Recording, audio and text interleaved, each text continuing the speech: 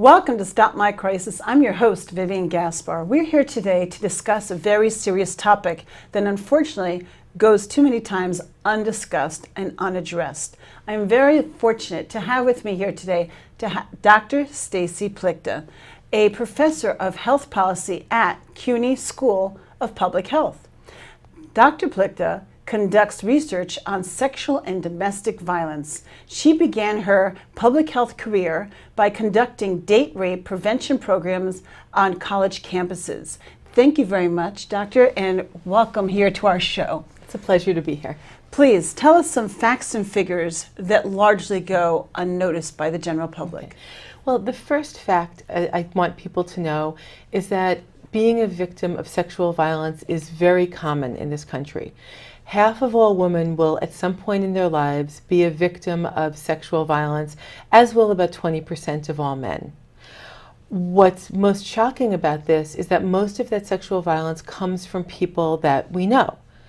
80% of women who are raped or sexually assaulted, as well as men, it happens by someone they know, an acquaintance, a family member, somebody in their circle. For college women, they're at especially high risk because the highest people at highest risk for being raped or sexually assaulted are age 30 or under. And 30 or under? 30 or under. And about 20% of women are sexually assaulted while in college. And it has devastating consequences for them. And I'm sure this is something that haunts them for the rest of their lives and changes even their own behavior, correct? Yes, it does. The good news, though, is that women can go on to survive sexual assault and live full and joyful lives. The important thing to know is they can't do it alone.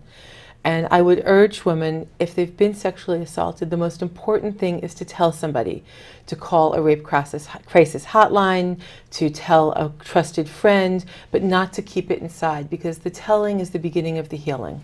That makes complete sense. And I want to know, what can women do to lower their risk of acquaintance or date rape?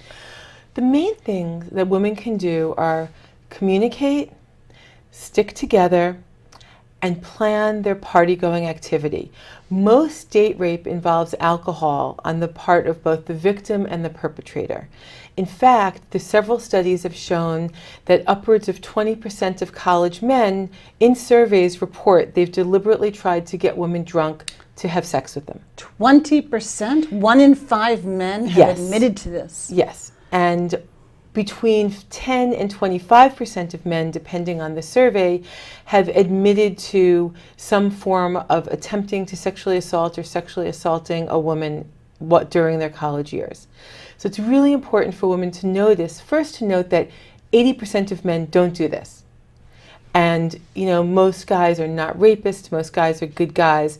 But like my mother said, trust everybody, but always cut the cards. So here's my question. You're saying they're not normally rapists, but they could be facing the situation of what perhaps a he said, she said, right? Mm-hmm. So then what can a man do to prevent a date rape?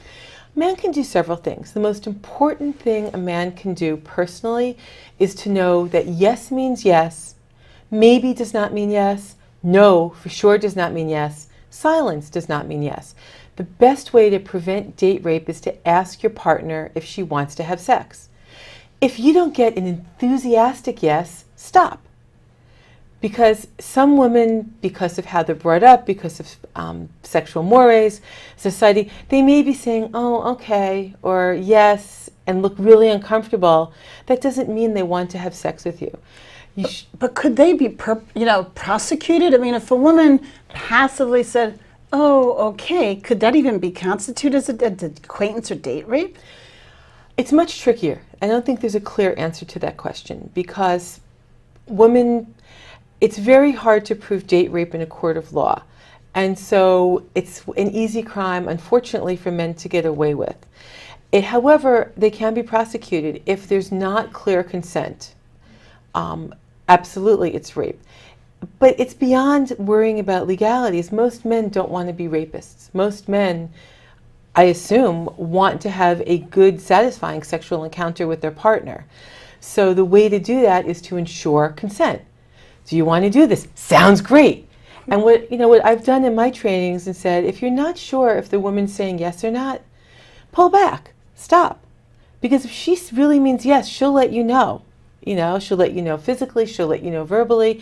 And if she wasn't quite ready, then you may have just prevented yourself from forcing yourself on a woman.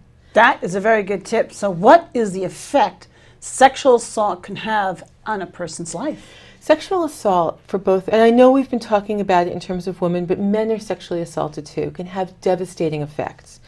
It can lead to physical health problems, stomach aches, back aches, headaches, can lead to depression, anxiety, post-traumatic stress disorder, can have horrible social consequences. The number one reason that women leave college is because they've been victims of sexual assault and never got the help they needed.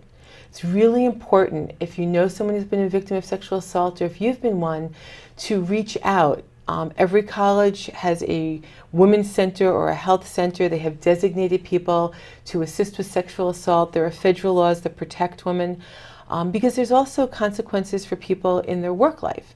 So people who are sexually assaulted miss more days of work in the year following the sexual assault than before.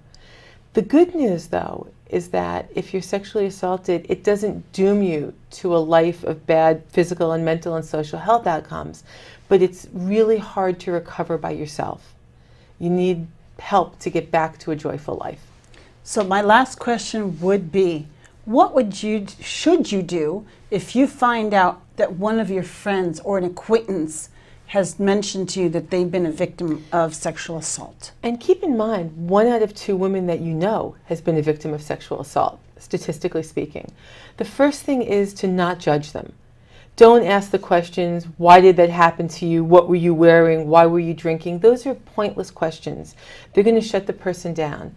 Listen, be non-judgmental, be supportive. If this is an event that just happened, strongly encourage the person to get medical help. Strongly encourage them to call the Rape Crisis Center, to call the police. But don't try to make them do anything. When someone's raped, they've had control taken away from them completely. It's important for their friends and family to give that control back. So you can suggest to someone, I think it would be a good idea if you did. But if they're not ready, don't push them, don't force them.